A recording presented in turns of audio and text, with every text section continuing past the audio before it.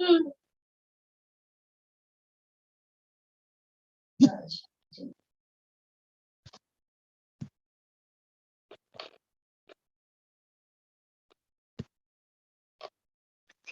जगहों पर ये लिखते हैं श्री महावीराय नमः, श्री वीतरागाय नमः। तो जिन्हें नमस्कार करना होता है उनके साथ में ये आय जो लगाते हो ना, ये समझ लीजिए संस्कृत की चतुर्थी विभक्ति है। तो समय साराय नमः, समय सार को नमस्कार हो। अब समय सार क्या है? समय सार का तात्पर्य क्या? यहां जो मूल भाव लिया हुआ है वह द्रव्य कर्म, भाव कर्म, नो कर्म रहित शुद्ध आत्मा, उसका नाम है समय सार। चूंकि हम पंडित जयचंद जी छाबड़ा का जो मंगलाचरण है वो नहीं लिया, अपने को सीधा आत्मख्याति टीका प्रारंभ करनी थी। उनके मंगलाचरण में उन्होंने ये समय सार का अर्थ इस रूप से लिया है। समय के अनेक अर्थ होते हैं, मत, आगम, सिद्धांत इत्यादि। काल भी अर्थ हो सकता है, और उसी में एक समय का अर्थ है अर्थ। अर्थ माने पदार्थ, द्रव्य। समय का अर्थ छो द्रव्य, और जब समय का अर्थ छो द्रव्य लेते हैं तो उसमें सारभूत होता है जीव द्रव्य। जीव द्रव्य सार है। ये चर्चा दूसरी और तीसरी गाथा में और आएगी, इसलिए यदि कदाचित पूर्ण स्पष्ट न भी हो तो आप चित्त में रखना। वो समय, समय सार, इसकी चर्चा दूसरी तीसरी गाथा में आएगी, स्वसमय, पर समय इत्यादि के रूप में। दूसरा, समय का अर्थ जीव द्रव्य भी होता है, ये दूसरी गाथा में व्याख्या आएगी। जब समय का अर्थ जीव द्रव्य होगा तब उसका सार क्या, माने समय का भी सार वो होगा द्रव्य कर्म, भाव कर्म, नो कर्म से रहित शुद्ध आत्मा। अब एक बार सार निकाल लिया, फिर सार कैसे निकालते हो? ऐसा होता है।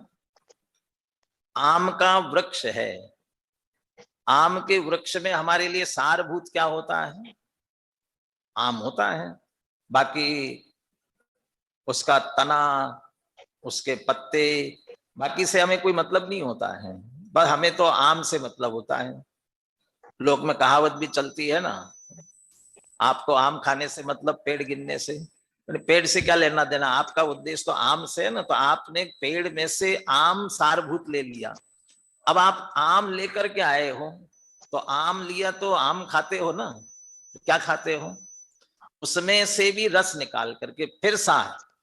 ऐसे ही 6 द्रव्य में सार अपना जीव द्रव्य, और जीव द्रव्य में भी सारभूत द्रव्य कर्म, नो कर्म, भाव कर्म से रहित हमारा शुद्ध आत्मा, वो सार है।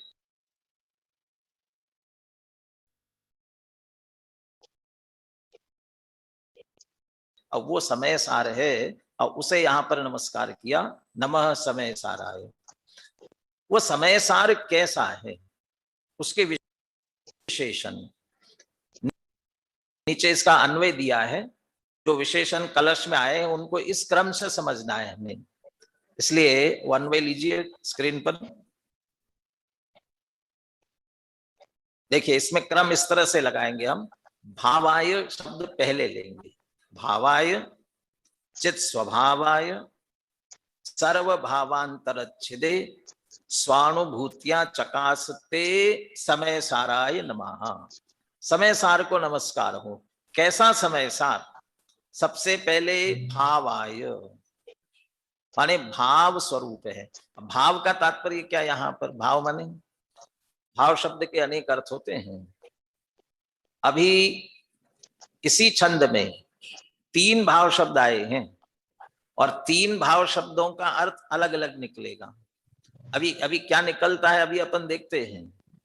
इसलिए पहला शब्द भावाय, दूसरा शब्द चित स्वभावाय, तीसरा शब्द है सर्व भावांतरच्छिदे, चौथा है स्वानुभूतियां चकासते, और समय साराय। ऐसा ऐसा जो समय सारे उसे नमस्कार हो।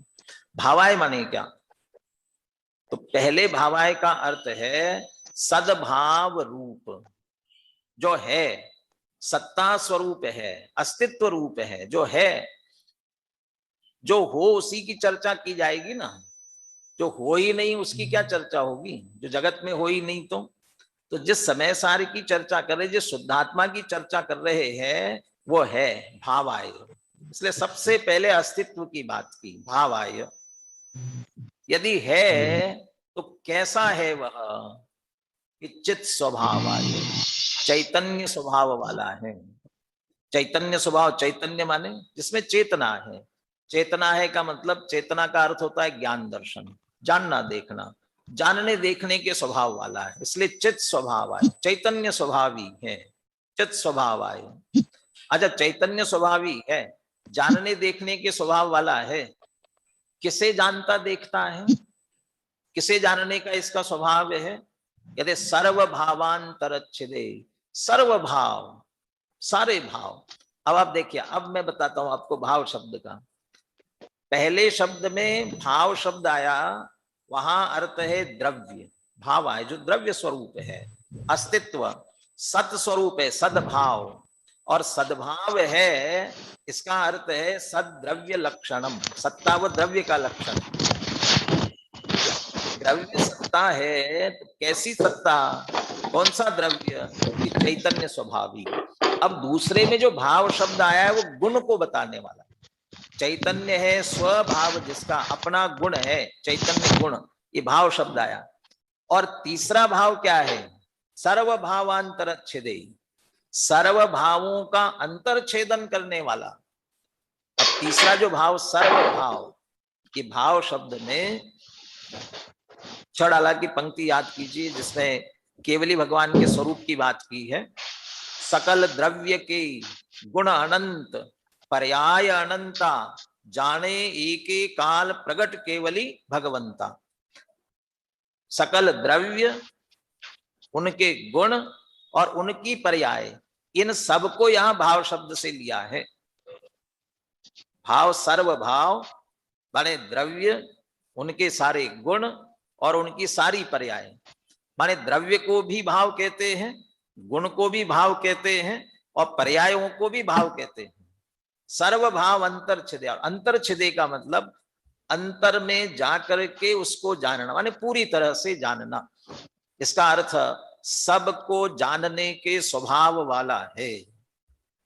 सर्वज्ञत्व शक्ति है ना, सर्वदर्शित्व शक्ति है ना, इसलिए सर्व भावांतर छिदे।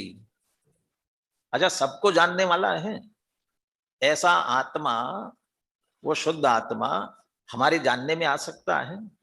हम उसे जान सकते हैं, हम उसका अनुभव कर सकते हैं। यदि हम उसको अनुभव कर सकते तो कैसे कर सकते हैं, हमें उस प्रकाशित कैसे होगा? स्वानुभूतिया चकासते, अपने लिए यदि प्रकाशित होता है तो वह स्वानुभूति से होता है, स्वसंवेदन से होता है, अपने अनुभवन से होता है। इस तरह से इन चार विशेषणों के माध्यम से समय सार को नमस्कार किया। भावाय, चित स्वभावाय, सर्व भावांतरच्छेदे, स्वानुभूतियां चकासते। ऐसे इन चार विशेषणों वाला जो शुद्ध आत्मा है उसे नमस्कार हो। अभी अपन ने इसी में से ये बात समझ ली कि इस द्रव्य गुण पर्याय की सिद्धि यहां से होती है। मैंने कल कहा था कि ये 3 कलश हम लेने वाले हैं, शायद मैसेज डाल दिया होगा कि 3 कलश लेने वाले हैं।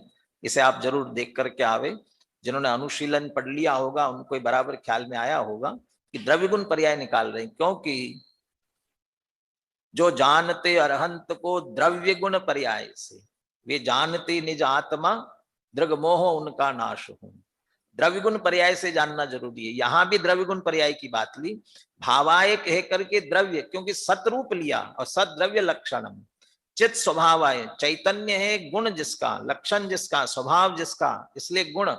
और पर्याय सर्व भावांतरच्छेदे, सबको जानना, पर प्रकाशन की अपेक्षा से सबको जानना, और स्व प्रकाशन की अपेक्षा से स्वानुभूतियां चकासते, स्वानुभूति से जो प्रकाशित होता है, ऐसी जिसकी पर्याय। ऐसा जो द्रव्य गुण पर्यायात्मक है, द्रव्य गुण पर्याय की भी सिद्धि इसमें से होती है।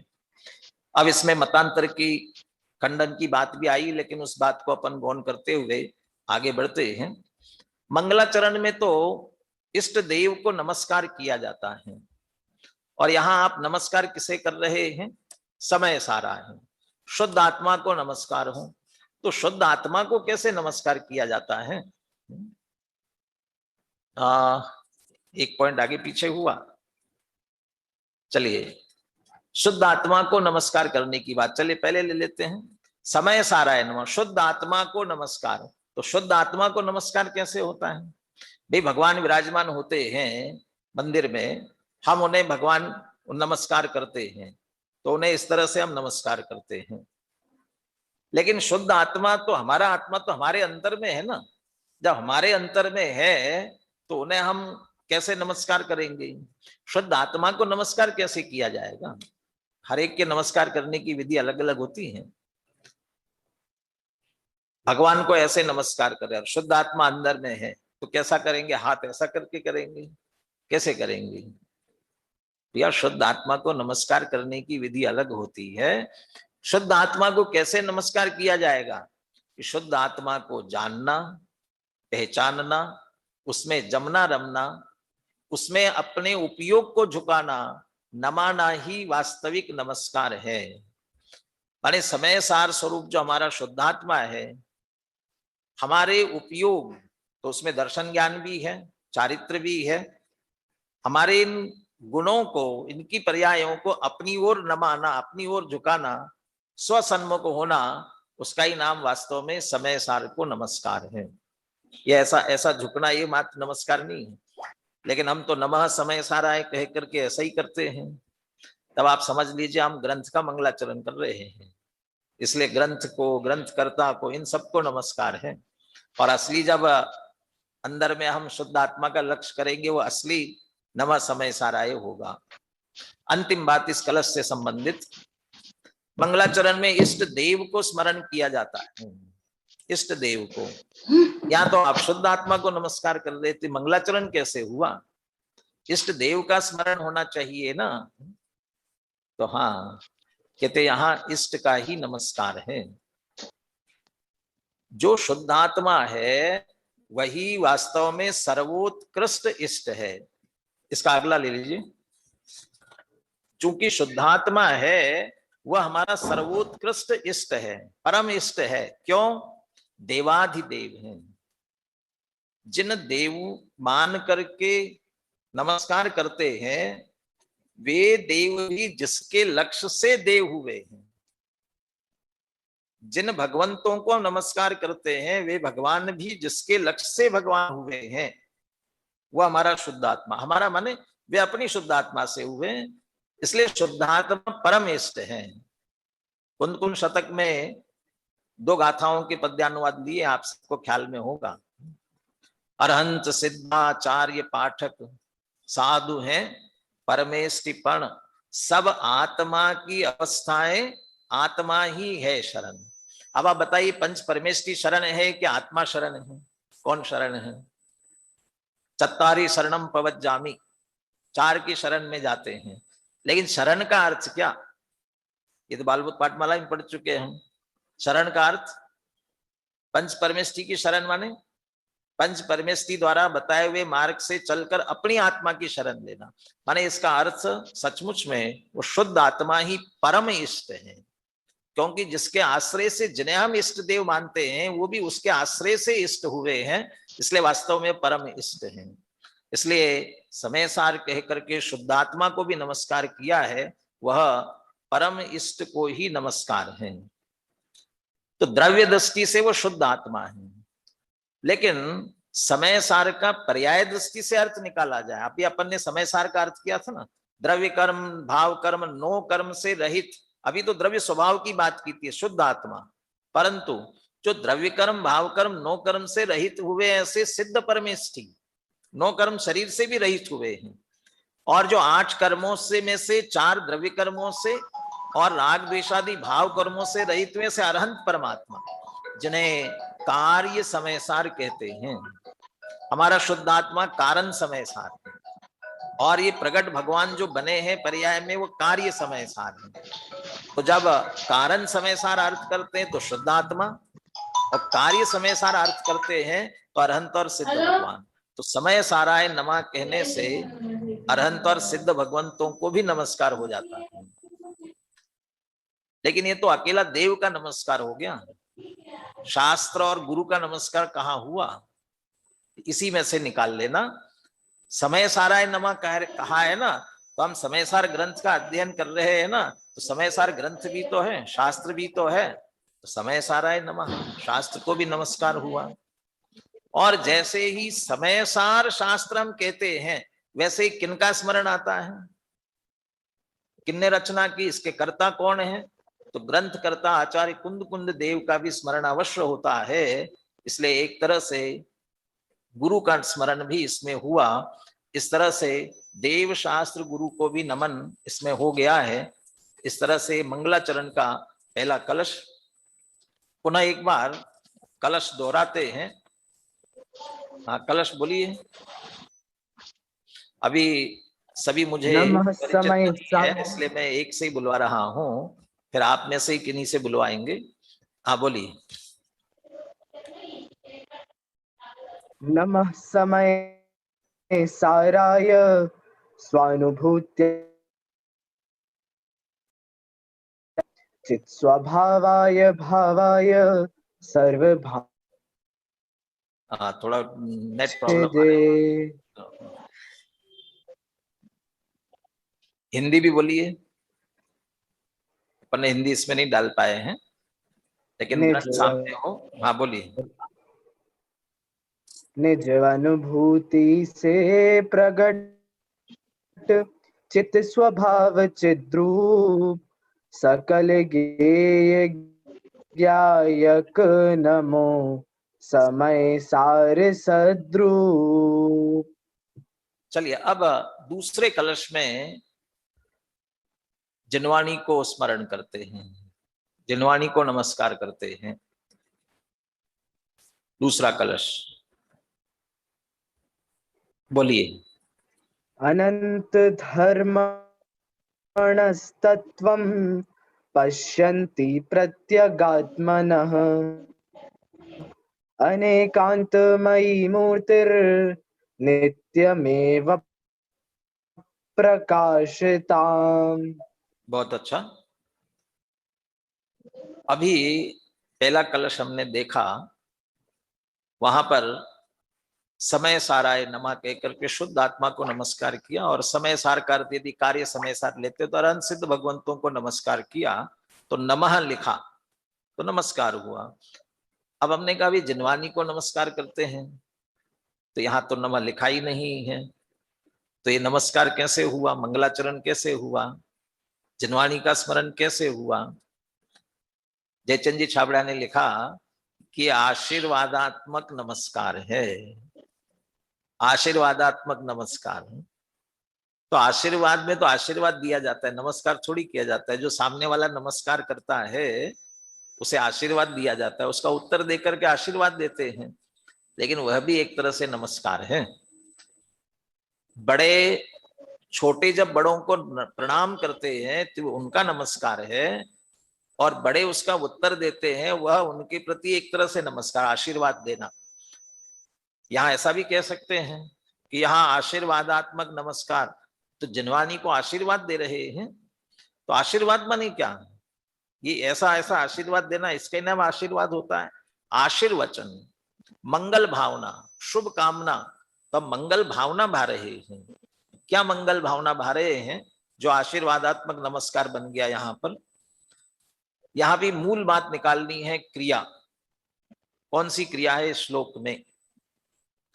क्रिया है इसमें, ये प्रारंभिक संस्कृत पढ़ी होगी ना, तो वो क्रिया निकालेंगे इसमें से पश्यन्ति, क्योंकि भवती भवता भवंती पढ़ा होगा तो लगेगा कि पश्यन्ति क्रिया है, लेकिन यहाँ पश्यन्ति क्रिया नहीं है। इस श्लोक में क्रिया है प्रकाशता, प्रकाशित होवे, प्रकाशता, प्रकाशित हो। प्रकाशताम प्रकाशित होवे, ये कौन प्रकाशित होवे, तो उसी पंक्ति में सबसे पहला शब्द है अनेकांतमयी मूर्ति। अनेकांतमयी मूर्ति, जो अनेकांतमय मूर्ति है वह प्रकाशित हो। कब प्रकाशित हो? नित्यमेव प्रकाशताम, नित्य प्रकाशित हो, नित्य प्रकाशमान रहे। अनेकांतमयी मूर्ति, अभी अभी अर्थ निकालेंगे इसमें से अनेकांत में, लेकिन अनेकांतमयी मूर्ति का सीधा तात्पर्य है स्याद्वादमयी मूर्ति। हम जिनवानी को स्याद्वाद में कहते हैं ना, जो अनेकांतात्मक वस्तु स्वरूप का विवेचन करने वाली वाणी होती है वो स्याद्वाद वाणी होती है, और उसी को यहाँ एक तरह से अनेकांतमयी मूर्ति कह रहे हैं। अनेकांतमयी मूर्ति के तीन अर्थ अलग से निकलेंगे, तो सीधा तात्पर्य हुआ अनेकांतमयी मूर्ति माने जिनवाणी, और वह नित्यमेव प्रकाशताम, नित्य प्रकाशित रहे। कैसी है वह जिनवाणी? अनेकांतमयी मूर्ति कैसी है? क्यों हम उसका स्मरण कर रहे हैं? ऊपर की पंक्ति में कहते हैं, पहली पंक्ति में, अनंत धर्मणः तत्वं पश्यन्ति प्रत्यगात्मनः, प्रत्यगात्मनः अनंत धर्मणः तत्वं पश्यन्ति। थोड़ा सा संस्कृत वालों को ख्याल आवे इसके लिए बोलता हूं। यहाँ जो पश्यन्ति है ना, ये अनेकांतमयी मूर्ति का विशेषण है। कैसी अनेकांतमयी मूर्ति? कि पश्यन्ति, देखती हुई। क्या देखती हुई? आत्मनः तत्वम, आत्म तत्व को देखती हुई। कैसा आत्म तत्व है? दो विशेषताएं आत्म तत्व की, प्रत्यगात्मनः और अनंत धर्मणः। जो प्रत्यक है और अनंत धर्मात्मक है। अब यहां जो अन्वय दिया है उससे देख लीजिए, प्रत्यगात्मनः अनंत धर्मणः तत्वं पश्यन्ति अनेकांतमयी मूर्ति नित्यमेव प्रकाशताम। जो प्रत्यग आत्मा के अनंत धर्मात्मक तत्व को देखती है, दिखाती है, ऐसी अनेकांतमयी मूर्ति नित्य प्रकाशित रहे, नित्य प्रकाशित रहे। अब प्रत्यगात्मा क्या होता है? एक एक की बात करते हैं जल्दी से। प्रत्यगात्मा दीजिए आगे। प्रत्यगात्मा का अर्थ क्या? विशेष अर्थ है। और ये शब्द जैसे ना आचार्य की टीका में एक विशेषता मिलती है, वो किसी शब्द का एक बार अर्थ बताते हैं ना, तो फिर वो कहते हैं अब जहां कहीं भी ये शब्द आए तो उसका ऐसा ही अर्थ समझना। तो आप ये प्रत्यगात्मा के संदर्भ में समझ लेना, क्योंकि शब्द का प्रयोग अमृतचंद्र आचार्य ने आगे भी अनेक जगहों किया हुआ है, इसलिए इसको अब ध्यान रखना। क्या है प्रत्यगात्मना? प्रत्यगात्मा माने भिन्न आत्मा। किस किस से भिन्न आत्मा? पर द्रव्य, पर भाव और उनके निमित्त से होने वाले अपने विकारी भाव, इनसे कथंचित भिन्न एकाकार आत्मा, उसका नाम है प्रत्यगात्मा। तो प्रत्येक माने तो भिन्न होता है ना, लेकिन भैया पर से भिन्न और अपने से अभिन्न, इसका अर्थ वही शुद्ध आत्मा जो पर से तो भिन्न है और अपने गुणों से अभिन्न है, ऐसा आत्मा। अब पर से भिन्न माने पर कौन कौन? तो पर द्रव्य, शरीर आदि, कर्म आदि, जो जो सब पर द्रव्य है वे सभी पर द्रव्य। अकेला पर द्रव्य ही नहीं, उनके जो भाव हैं। मैं दुबला पतला तो हूं ही नहीं, क्योंकि तो शरीर की क्रिया है, और मैं काला गोरा भी नहीं, क्यों? क्योंकि शरीर के भाव। माने पर द्रव्य से भी भिन्न हूं और पर भाव से भी भिन्न हूं, पर द्रव्य से, पर भाव से। लेकिन उसको देख करके मुझे मजा तो आता है। मैं अच्छा गोरा भूरा देखता हूं तो आनंद आता है, थोड़ा सा चेहरा काला पड़ जाता है तो दुखी होता हूं, तो राग द्वेष के परिणाम होते हैं। अब इनके कारण से जो राग द्वेष के परिणाम हुए वो उनके कारण से हुए, इसलिए वो भी मेरे नहीं। तो पर द्रव्य के भाव और उनके निमित्त से भले ही हमारे हो रहे हो तो विकारी भाव, वो विकारी है, हमारा हित करने, इसलिए वो भी हमारे नहीं, इसलिए उनसे भिन्न। लेकिन कथनचित भिन्न, कथनचित भिन्न क्यों कह रहे हैं? भैया विकार से सर्वथा भिन्न नहीं हो। अभी संसार में है तो हम अभी विकारी हैं। देखिए, आपके राग द्वेष से मैं सर्वथा भिन्न हूं, परंतु मेरे राग द्वेष से मैं कथनचित भिन्न हूं। आपके राग से मैं सर्वथा भिन्न क्यों हूं? क्योंकि आपको राग आ जाए, गुस्सा आ जाए तो मुझे आकुलता नहीं होती है। आप चाहे जिस तरह से क्रोध करो, कुछ भी करो, उससे जो कर्म बंद होगा वो आपको होगा, मुझे नहीं होगा। लेकिन मुझ में जो क्रोध होगा, मुझ में जो राग होगा, मोह राग द्वेष का परिणाम होगा, उससे मुझे आकुलता व्याकुलता भी होगी और कर्म बंद मुझे होगा। इसलिए वो मेरे हैं। इसलिए कथनचित एकाकार कहा। कथनचित भिन्न, उनसे कथनचित भिन्न है। और एकाकार का अर्थ है अपने अनंत गुणों से जो एकाकार है, ऐसा जो प्रत्यग आत्मा। अभी पिछले कलश में ये कहा था चित स्वभाव आय, चैतन्य स्वभावी। तो उसमें आत्मा में क्या बस एक चैतन्य ही स्वभाव होता है? चैतन्य में लो तो दो गुण ले लो, ज्ञान और दर्शन, बस इतने ही होते हैं क्या? अरे नहीं, अनंत धर्म होते हैं, अनंत धर्म। अच्छा, अनंत धर्म होते हैं। कौन कौन से अनंत धर्म होते हैं? अब देखिए, अनंत धर्म अभी सामान्य रूप से कहेंगे और आत्मा के भी कहेंगे अनंत धर्म। अभी ये अगला आ गया, इससे पहले अस्तित्वादि सामान्य गुण अनंत, ये अनंत धर्म का तत्व वाला, हाँ यही है ना। हाँ, अस्तित्वादि सामान्य गुण अनंत। देखिए, दो तरह के गुण होते हैं ना प्रत्येक द्रव्य में, सामान्य गुण और विशेष गुण। तो हमें भी है ना, आत्मा में भी तो है। तो अस्तित्व नहीं, सामान्य गुण तो 6 होते हैं। ये 6 तो मुख्य होते हैं जिनसे हम वस्तु स्वरूप को समझते हैं, इसलिए 6 की चर्चा करते हैं। लेकिन अस्तित्व वस्तु, अब ये भी आपसे पूछना चाहिए, जो बैठे हुए हैं, स्वाध्याय भी बहुत से होंगे, लेकिन अभी मुझे आप पूरे स्पष्ट दिख नहीं रहे कौन कौन है। लेकिन अब धीरे धीरे परिचित होंगे तो पूछना भी शुरू करेंगे। अस्तित्व, वस्तुत्व, द्रव्यत्व, प्रमेयत्व, अगुर्लभुत्व और प्रदेशत्व, ये तो 6 मुख्य हुए। ऐसे अस्तित्वादि सामान्य गुण भी अनंत होते हैं। फिर इनके 3 काल की समय समय वर्ती पर्यायें, अस्तित्वादि की उत्पाद द्रव्यात्मक इसी की पर्याय हैं। वस्तुत प्रयोजनभूत क्रिया भी तो हो रही है, द्रव्यत्व प्रति समय बदल रहा है। माने इनकी 3 काल की समय समय वर्ती पर्याय अनंत, पर्याय रूप धर्म है, इसलिए उनको भी अनंत धर्म के अंतर्गत ले लिया। फिर एकत्व, अनेकत्व आदि परस्पर विरोधी धर्म युगल, ये धर्म अनंत, एक अनेक, नित्य अनित्य, भेद अभेद, इस तरह से जो धर्म युगल होते हैं, जो अनेकांत की सिद्धि करने वाले, ऐसे धर्म युगल भी अनंत इत्यादि वचन गोचर धर्म है। ये शब्दों से कुछ कहे गए, ये तो वचनों से जो कहते हैं, वचन संख्यात है, उसमें जितने पकड़ में आते हैं उनकी तो चर्चा होती है, परंतु वचन के विषय नहीं, ऐसे विशेष रूप अनंत धर्म है। ये तो इतने धर्म है ही, और जिन शब्दों से हम नहीं कह सकते हैं, इतने अनंत धर्म हैं। लघु जैन सिद्धांत प्रवेशिका जब हम पढ़ते हैं, तब एक द्रव्य में कितने गुण होते हैं ये सुना है ना, पूज गुरुदेव श्री से भी सुना अनेकों बार।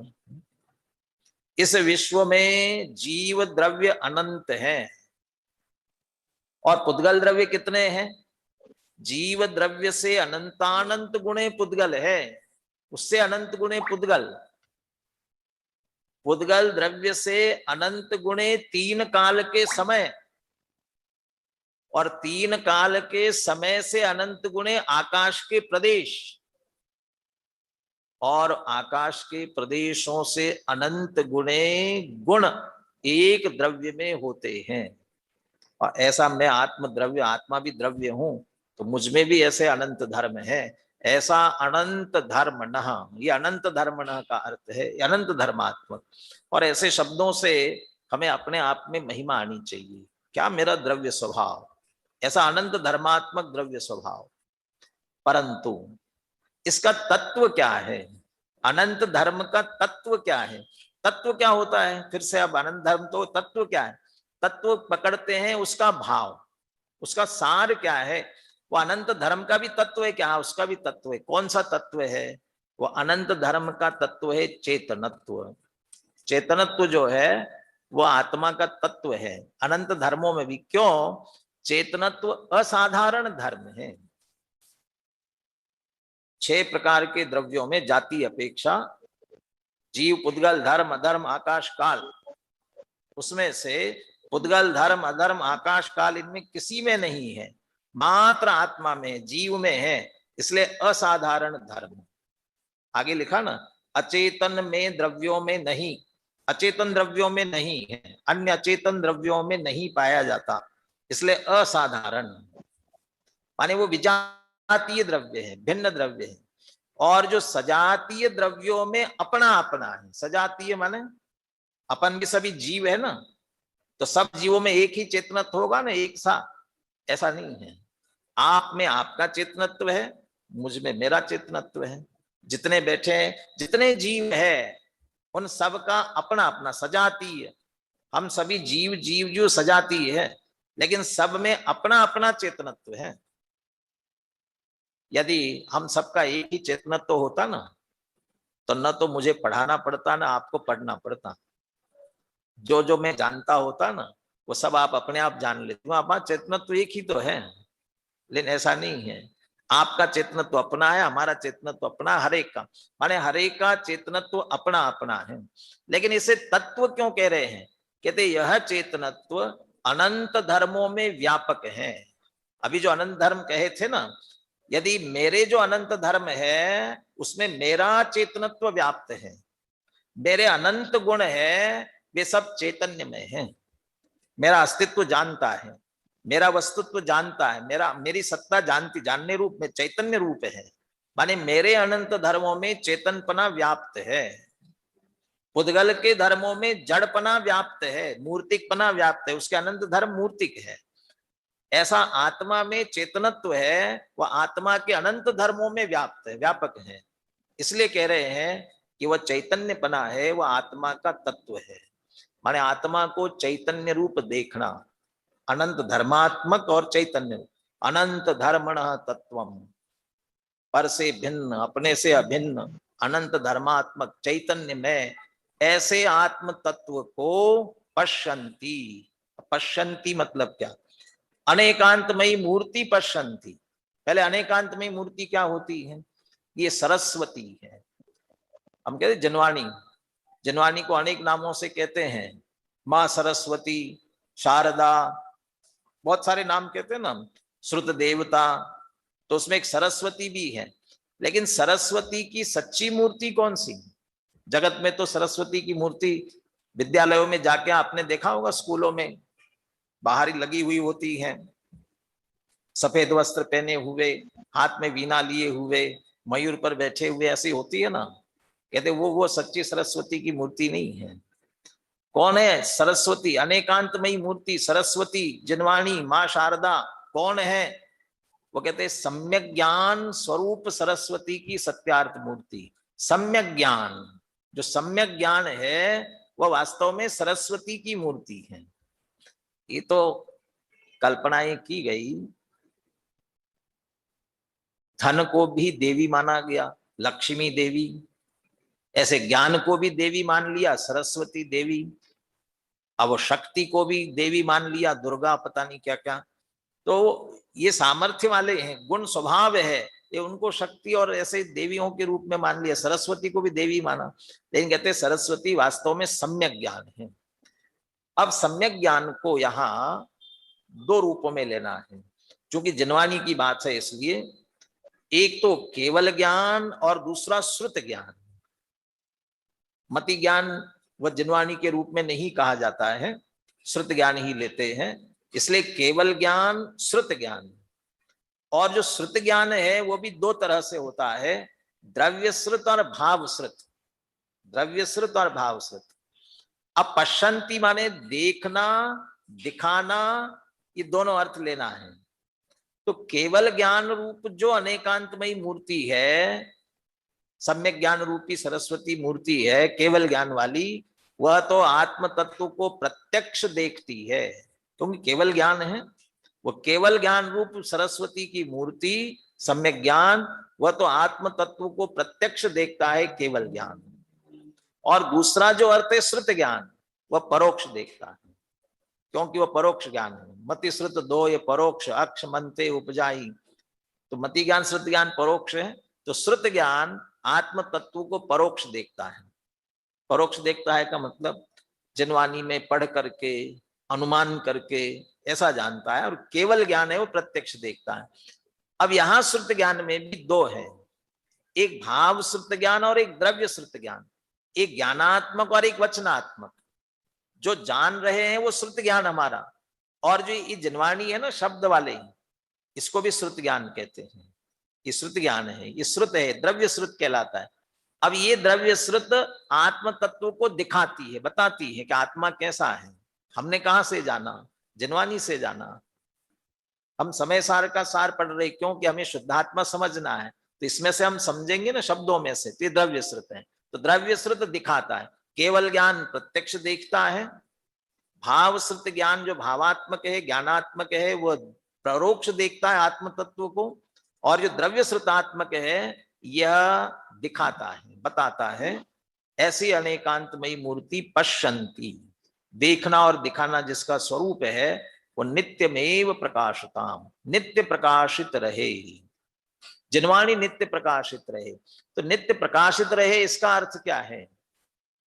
देखिए, केवल ज्ञानी भगवान यदि होते हैं, तीर्थंकर देव होते हैं, तो उनकी दिव्य ध्वनि खिरती है और उसके माध्यम से देशना सबको उपलब्ध होती है, देशना सबको मिलती है। तो जब तीर्थंकर साक्षात होते हैं तब तो वाणी प्रकाशित रहती ही है, परंतु अब तीर्थंकर नहीं है तो हमें वो कैसे उपलब्ध होगी? तो जब तक श्रुत केवली होते हैं परंपरा से, हमारे भगवान महावीर के बाद में 3 केवली हुए, उसके बाद 5 श्रुत केवली हुए, वहां तक तो इस द्वादशांग रूप जिनवाणी चलती रही ना, तो बराबर श्रुत ज्ञान भी था, तब तक चलती रही।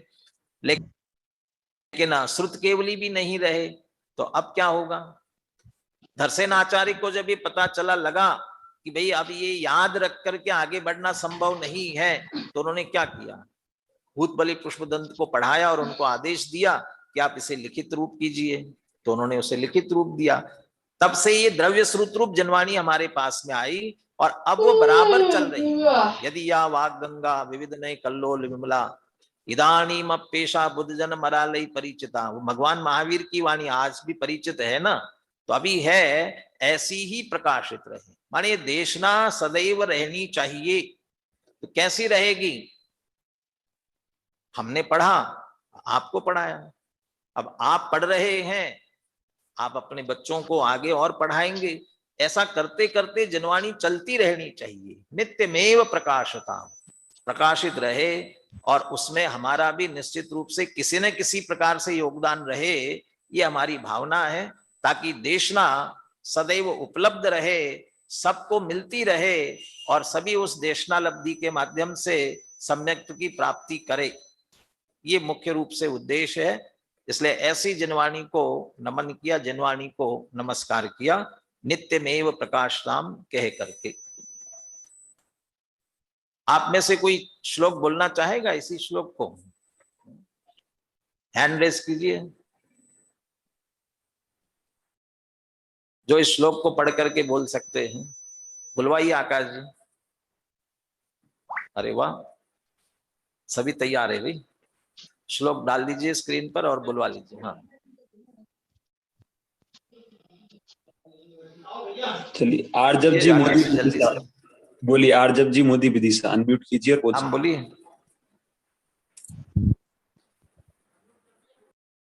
हाँ जी,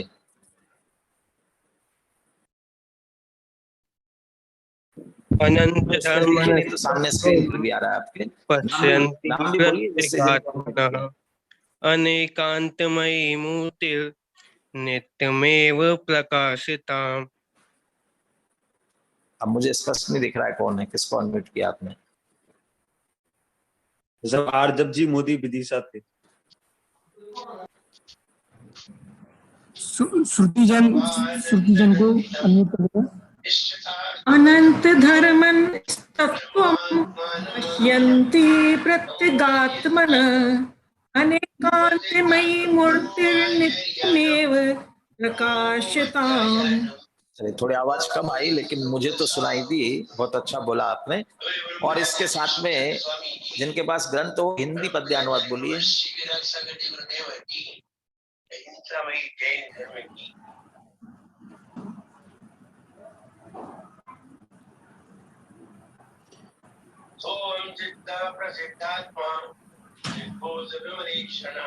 मैं बोल देता हूँ बोलिए वैसा। बोलिए, जिससे ख्याल आया। ज्योति जी बोलिए। देखें पर से हाँ, बोलिए। भिन्न अगणित गुणमय आत्मा। जिनके पास ग्रंथ होगा भी बोल सकेंगे, क्योंकि स्क्रीन पे डाला नहीं है।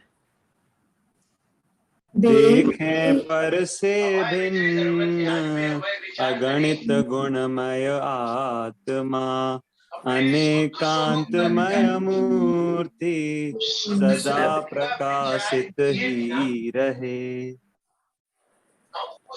आवाज नहीं आ रही उनकी? देखे बोलिए, शाश्वत को बोलने पर दीजिए।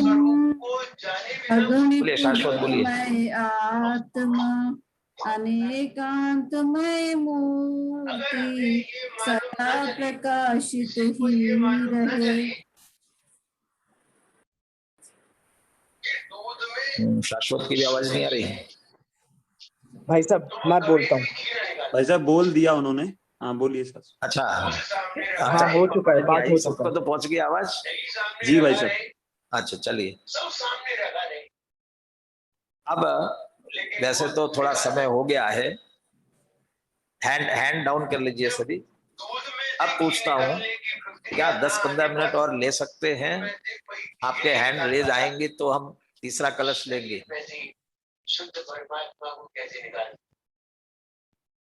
मेरे स्क्रीन पर जितने दिख रहे सबके हैंड रेज हो रहे हैं, इसका मतलब हम चल सकते हैं, ताकि आज का टारगेट हमारा पूरा होवे। और कल अपने को पहली गाथा भी करनी है, तो आप कल पहली गाथा को स्वयं अच्छी तरह पढ़ करके आएंगे तो आपको समझने में भी आसानी होगी।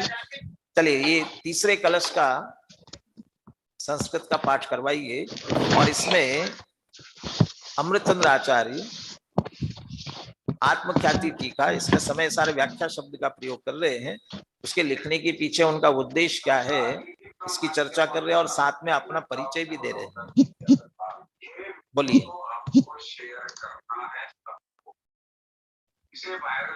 परिणति हेतुर मोहनाम्नोऽनुभावात् अविरत मनुभव्य व्याप्ति कलमाश्रितायाः मम परम विशुद्धि शुद्ध चिन्मात्र मूर्तेर्भवतु समय सार व्याख्यैवानुभूतेः। क्या भावना भा रही है? मूल बात इसमें से जब निकालनी है तो ये निकलती है। तीसरी पंक्ति में है मम परम विशुद्धि, परम विशुद्धि। और चौथी पंक्ति में शब्द है भवतु। अमृतचंद्र आचार्य क्या चाहते हैं? परम विशुद्धि भवतु, परम विशुद्धि होवे। किसकी विशुद्धि चाहते हैं? परम विशुद्धि चाहते हैं कि मम, अपनी। आप अपनी परम विशुद्धि चाहते हो। कौन हो आप? वो जो परम विशुद्धि शब्द लिखा है ना, उसके आगे शब्द आया है शुद्ध चिन्मात्र मूर्ति। चिन्मात्र मूर्ति।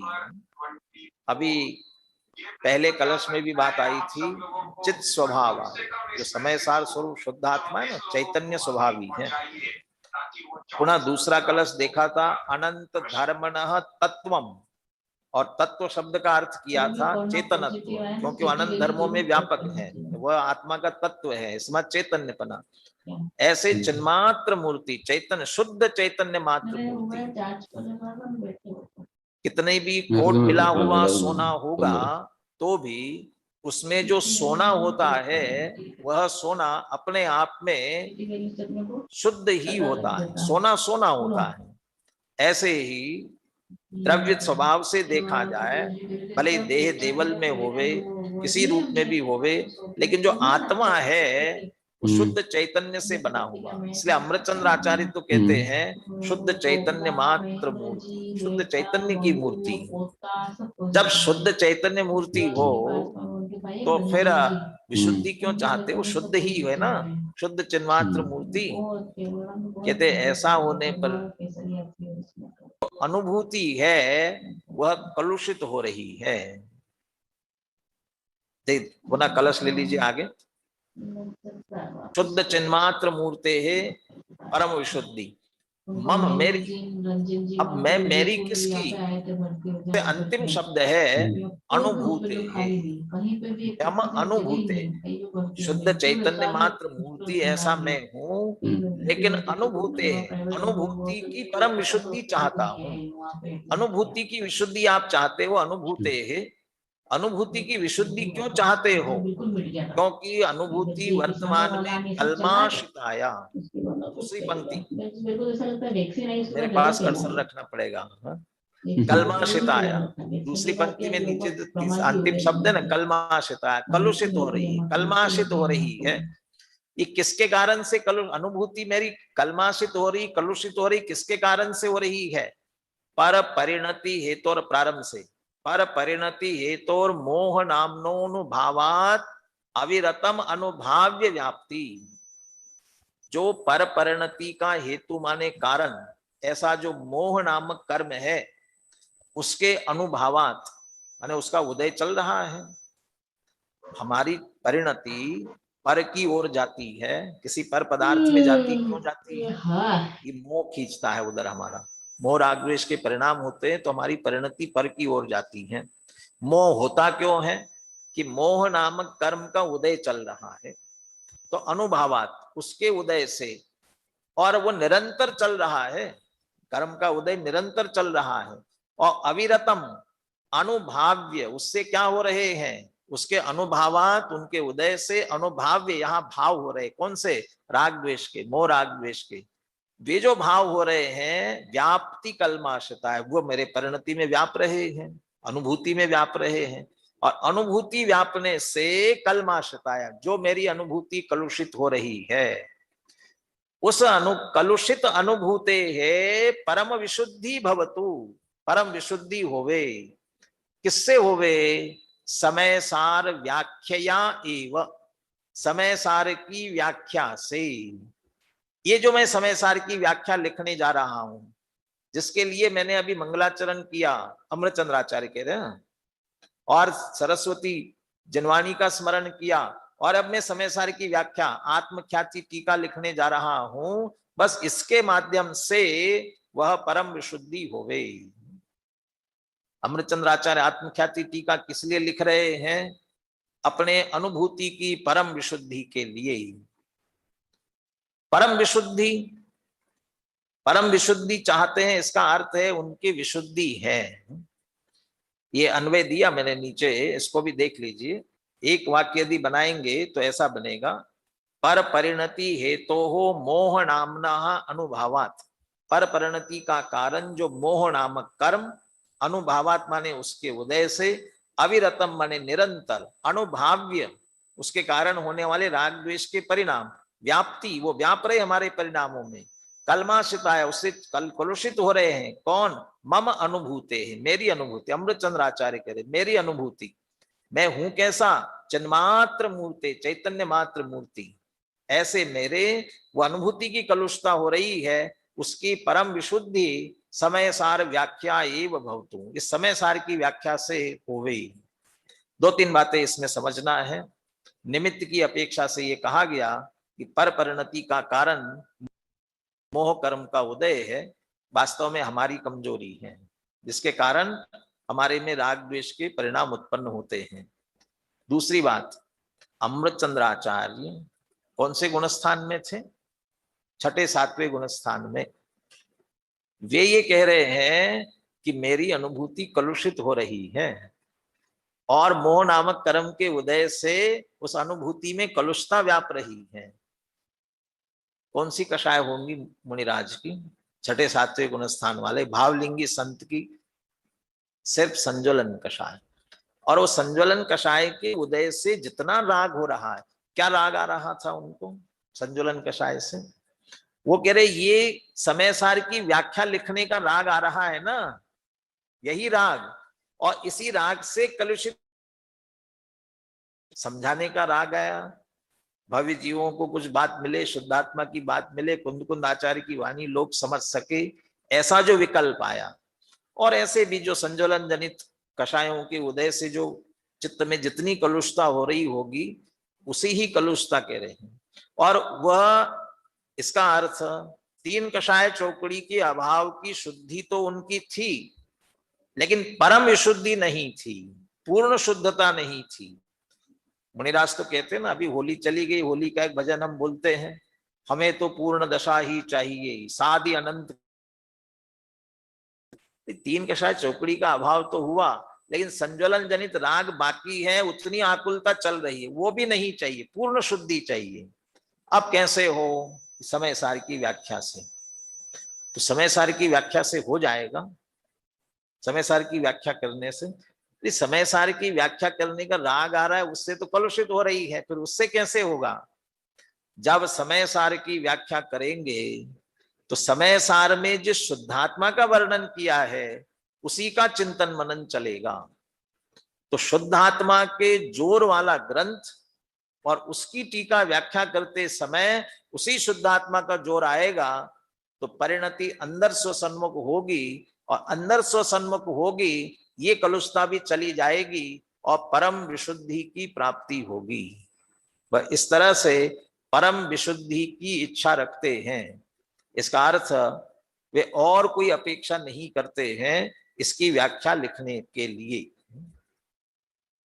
आज दोपहर में आत्मार्थी ट्रस्ट दिल्ली से समय सार पर संगोष्ठी हो रही थी, और उसमें मेरा विषय समय सार और आत्मख्याति ही था। उसमें मैंने पहला वाक्य बोला था, अमृतचंद्र आचार्य ने आत्मख्याति के लिए नहीं लिखी थी, आत्मख्याति के लिए लिखी थी। क्या मतलब? आत्मख्याति के लिए नहीं लिखी थी, आत्मख्याति के लिए लिखी थी। पहली आत्मख्याति का मतलब वे अपनी नाम बढ़ाई नहीं चाहते थे, अपनी प्रसिद्धि नहीं चाहते थे, वे सिर्फ आत्म स्वरूप की प्रसिद्धि चाहते थे। 2 तरह से, एक तो आत्मा का स्वरूप क्या है ये जगत को प्रसिद्ध होवे, और दूसरा मुझे स्वयं प्रसिद्ध होवे। वैसे तो प्रसिद्ध है, लेकिन परिपूर्ण आत्मा प्राप्त होकर के मैं परिपूर्ण परमात्मा बन जाऊं, बस एकमात्र उद्देश्य था और कोई दूसरा उद्देश्य नहीं था। 2-3 पॉइंट इसमें मैं अपन ने लिए हैं। एक तो सबसे पहले अमृतचंद्र आचार्य ने अपना परिचय क्या दिया। अमृतचंद्र आचार्य 2 तरह से परिचय देते हैं। पहले द्रव्य दृष्टि से। द्रव्य दृष्टि से क्या परिचय देते हैं? मैं तो शुद्ध चैतन्य मात्र मूर्ति हूं, शुद्ध चिन्मात्र मूर्ति कहा ना, ये द्रव्य दृष्टि से उनका परिचय, शुद्ध चिन्मात्र मूर्ति। और ये बात भी समझ लीजिए, जो ये समझता है कि मैं वैसे तो शुद्ध हूं, लेकिन अभी पर्याय में मलिनता आई है, वो शुद्धता प्राप्त कर सकता है। इसलिए द्रव्य दृष्टि से ख्याल में है शुद्ध चिन्मात्र मूर्ति, लेकिन पर्याय की स्थिति क्या है वर्तमान में? राग द्वेष से मलिन परिणति वाली अनुभूति सहित। 3 कषाय चौकड़ी के अभाव की शुद्धता तो है, लेकिन संज्वलन जनित अभी अशुद्धि बाकी है, उतनी मलिनता है पर्याय में, ये बराबर वे समझ रहे हैं। तो ये 2 तरह से अपना परिचय उन्होंने दिया। और वे क्या चाहते हैं कि पर परिणति और अनुभावी, इसकी भी व्याख्या की है आगे। 6वें 7वें गुणस्थान वर्ती मुनि होने से, अगला पॉइंट ले लीजिए, मात्र संज्वलन कषाय की मलिनता है, उसमें भी समय सार की व्याख्या करने के विकल्प के कारण अनुभूति में मलिनता आ रही है। मोह का अनुभव माने फलदान सामर्थ्य सहित उदय, मोह नामनो अनुभवात लिखा ना, अनुभाव, विपाको अनुभवा लिखा ना तत्वार सूत्र में, विपाको अनुभवा, फल देने की शक्ति सहित उदय आना। तो मोह कर्म का उदय, राग का उदय, संज्वलन कषाय वो भी चारित्र मोहनी का है, तो उसके उदय से अनुभाव्य, उसके अनुसार होने वाले परिणाम, राग द्वेष, इससे जो कलुषित परिणति है, चूंकि यहाँ अमृतचंद्र आचार्य की बात है इसलिए वास्तव में राग लेना चाहिए, द्वेष का कोई परिणाम उनको होता नहीं है। इसलिए, और यही राग जो आ रहा है हमें समझाने का विकल्प आ रहा है, वह अनुभाव्य है। अब समय सार की व्याख्या से अनुभूति की परम विशुद्धि कैसे होती है? शुद्धात्मा के निरूपक शास्त्र की व्याख्या के काल में परिणति का जोर निरंतर स्वभाव की ओर ही रहने से परम विशुद्धि होगी। व्याख्या के कारण आत्मा के ही चिंतन मनन में उपयोग लगा रहेगा, उससे परम विशुद्धि होगी, ऐसी भावना अमृतचंद्र आचार्य ने व्यक्त की है। इस तरह से आत्मख्याति के मंगलाचरण से संबंधित 2 कलश और व्याख्या लिखने के पीछे क्या उद्देश्य है उससे संबंधित ये तीसरे कलश, इसकी अपन ने चर्चा की है। थोड़ा धैर्य रखना, धीरे धीरे समझ में भी आएगा, कठिन लगे तो घबराना नहीं। और हिंदी है ना आपके पास में, कदाचित आगे संस्कृत में भी कठिन लगे, हिंदी आपके पास में, उससे पढ़ना। आचार्यों के मूल शब्द कान पर पढ़ना दुर्लभ है, इसलिए शांति से सुनने का प्रयास करना। आचार्यों के मूल शब्द हमारे कान पर पड़ रहे हैं। परीक्षा की जानकारी आपको दी गई है, लेकिन घबराइए मत, परीक्षा कंपलसरी नहीं है। ये तो परीक्षा तो ये 50 के बाद में कहते सबको टेस्ट करना चाहिए, 50 साल की उम्र के बाद में सबको टेस्ट। कौन से? ये तो शरीर के टेस्ट करना चाहिए ना। किस लिए करते हो? कि भैया कोई रोग तो नहीं हुआ है, और हुआ हो तो हम उसका जल्दी से इलाज करा ले। बस ऐसे ही टेस्ट है। भैया हमने पढ़ा, हमारी कितनी समझ में आया, ये तो हमें जांचने के लिए है। इसलिए जो देना चाहे वो दे सकते हैं, नहीं देना चाहे कोई जबरदस्ती नहीं। इसके पीछे पहले से मैदान छोड़ने की जरूरत नहीं है, अरे सबको देना अनिवार्य नहीं है। आप सुनिए, शांति से समझने का प्रयास कीजिए और धीरे धीरे चलेंगे इसी तरह से। कल पहली गाथा आप टीका सहित हिंदी में पढ़ लीजिए, अपन संस्कृत से चर्चा करेंगे, लेकिन आप हिंदी में पढ़ करके आएंगे तो आपको समझ में आ सकेगा। हाँ, तीसरा कलश हमें इसका पाठ करना है, थोड़ा सा पाठ करवाई तीसरे कलश का। हाँ जी, हाँ शाश्वत, दोनों बोलिए, संस्कृत भी बोलिए और इसका हिंदी तो बहुत अच्छा है, बोलिए। पर परिणति हेतुर मोहनाम्नोऽनुभावात् अविरत मनुभाव्य व्याप्ति कलमाश्रितायाः मम परम विशुद्धिः शुद्ध चिन्मात्र मूर्तेर् भवतु समय सार व्याख्यैवानुभूतेः।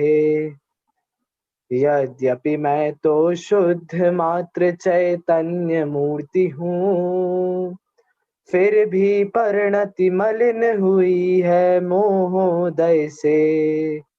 परम विशुद्धि को पावे वह परिणति मेरी, समय सार की आत्मख्याति नामक व्याख्या से। हमारी भी परिणति शीघ्र विशुद्धि को प्राप्त हो, इसी मंगल भावना से आज की चर्चा हम पूर्ण करते हैं। अभी हमने आदरणीय भाई साहब के मुख से